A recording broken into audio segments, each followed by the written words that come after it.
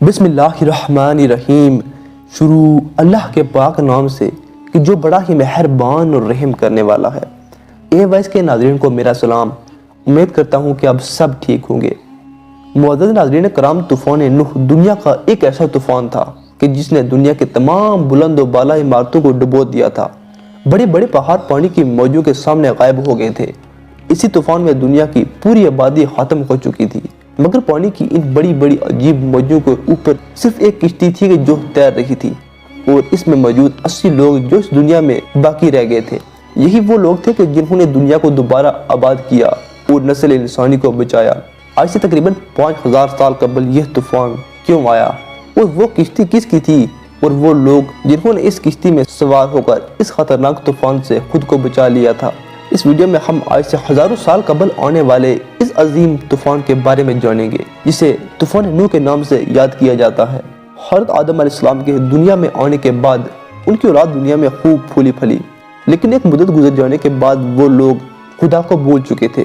खुदा के बजाय उन्होंने मिट्टी और पत्थर के खुदा बना लिए थे। न सिर्फ उनकी इबादत गाहें बुतों से बड़ी रहती, बल्कि हर घर में एक बुत रखा हुआ था। इब्लीस ने बनी नूह इंसानों को कुफ्र और शिर्क में मुब्तला कर दिया। लोग हज़रत आदम अलैहिस्सलाम, हज़रत शीस अलैहिस्सलाम और हज़रत इदरीस अलैहिस्सलाम की तालीमात को भूल चुके थे। हज़रत इदरीस अलैहिस्सलाम को भी वफात पाए सैकड़ों बरस गुजर चुके थे। चनांचे अल्लाह तबारक व तआला ने इस कौम में से ही एक नेक शख्स हज़रत नूह अलैहिस्सलाम को उनकी तरफ नबी बनाकर भेजा। आपके वालिद का नाम लमक था और वो हज़रत आदम अलैहिस्सलाम के बेटे हज़रत शीस अलैहिस्सलाम की औलाद में से थे। हज़रत नूह अलैहिस्सलाम अल्लाह तबारक व तआला के पहले रसूल थे कि जिन्होंने अपने कौम को तबलीग की और आप पर किताब नाज़िल हुई, और सबसे पहले आपकी कौम पर अज़ाब नाज़िल हुआ। हज़रत नूह अलैहिस्सलाम की कौम मुल्क इराक के गिरदोनवा में आबाद थी। आपने उन्हें अल्लाह तबारक व तआला की वहदानियत और इबादत की तरफ दावत दी। आपने अपनी कौम से कहा कि मैं तो खुल कर ये पैगाम पहुँचाने आया हूँ कि अल्लाह के सिवा कोई इबादत के लायक नहीं। अगर तुम इसी तरह शिर्क में मुब्तला रहोगे तो तुम्हें किसी सख्त अजाब का सामना करना पड़ेगा। इस तबलीग का जवाब आपको झूठा करार दिया और आपकी दावत का इनकार कर दिया। उन्हें धमकी दी कि अगर अपने वद नसीहत और दावत से बाज न आए तो हम तुम्हें कत्ल कर देंगे। उस जमाने में लोगों की उम्र काफ़ी लंबी हुआ करती थी, लिहाजा हज़रत नूह अलैहिस्सलाम ने भी बहुत लंबी उम्र पाई। आपने अपनी कौम को 950 साल तक तबलीग की और बेइंतहा कोशिश की कि अल्लाह तबारक व तआला पर ईमान लाकर शिर्क से तौबा कर ले, मगर उन पर कोई असर ना हुआ। इस कौम में सिर्फ चंद गरीब लोग थे कि जो आप पर ईमान लाए, जिनकी तादाद 70 या 80 बताई जाती है।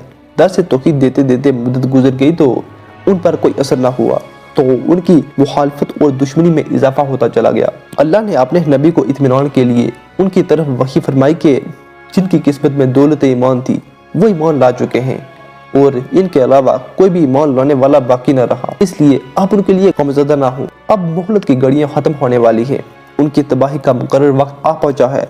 अल्लाह तबारक व तआला ने हज़रत नूह अलैहिस्सलाम को हुक्म दिया कि किश्ती बनाओ, क्योंकि जल्द ही एक अजीम तूफान आने वाला है।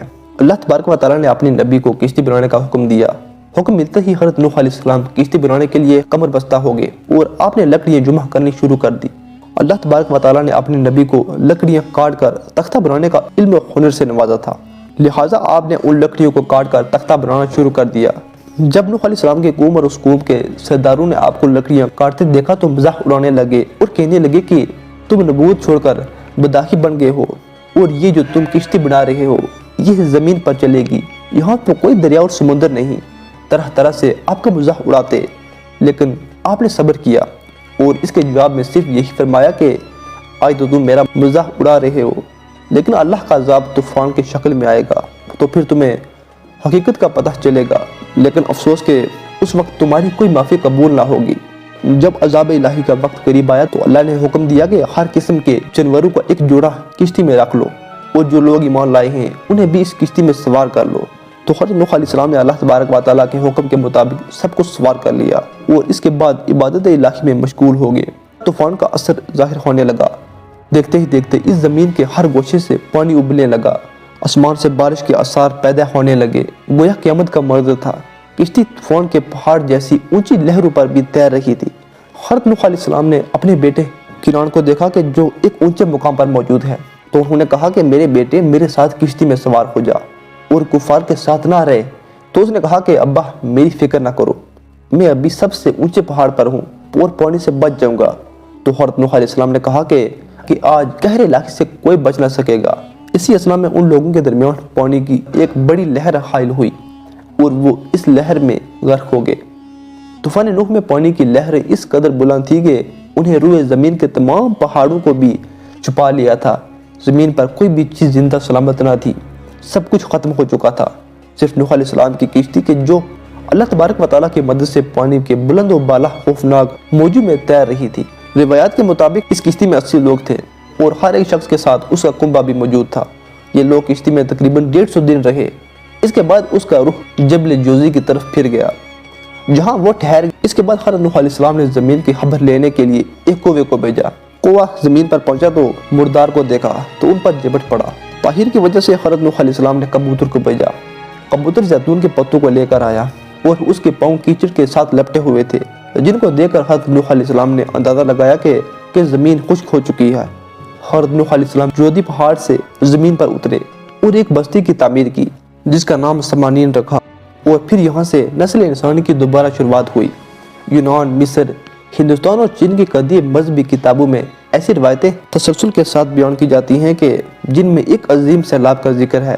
زیادہ تر مذاہبین میں سے ایک کشتی کا تذکرہ ملتا ہے جس کے ذریعے بچنے والے لوگوں نے انسانی نسل کو باقی رکھا۔ ناظرین، قرآن مجید فرقان حمید میں بھی اس واقعے کا تذکرہ ملتا ہے کہ اے نوح، کشتی سے اترو، ہماری طرف سے سلامتی اور برکتوں کے ساتھ جو تم پر اور تمہارے ساتھ والوں پر رہیں گی۔ اور دوسری جماعت ہے کہ ہم انہیں دنیا میں فائدہ دیں گے اور پھر انہیں ہماری طرف سے دردناک عذاب پہنچے گا۔ بے شک یہ دنیا طوفان ہے، شیطان بھٹکانے والا ہے، اور انبیاء کرام کشتی نوح ہے کہ جس نے ان کی پیروی چھوڑ دی وہ نوح علیہ السلام کے بیٹے کنعان کی طرح ہلاک ہوا، جبکہ اس طوفان سے محفوظ وہی رہے گا کہ جو کشتی نوح میں سوار ہو جائے گا۔ ناظرین اکرام، امید کرتا ہوں کہ آپ کو میری یہ ویڈیو پسند آئے گی۔ اگر ویڈیو پسند آئی ہوگی تو ویڈیو کو لائک اور چینل کو سبسکرائب کریں۔ اللہ تبارک و تعالیٰ سے دعا کرتے ہیں کہ اللہ تبارک و تعالیٰ ہمیں گناہوں سے بچنے اور نیک کام کرنے کی توفیق عطا فرمائے۔ مجھے دیجیے اجازت، اگلی ویڈیو میں ملاقات ہوگی۔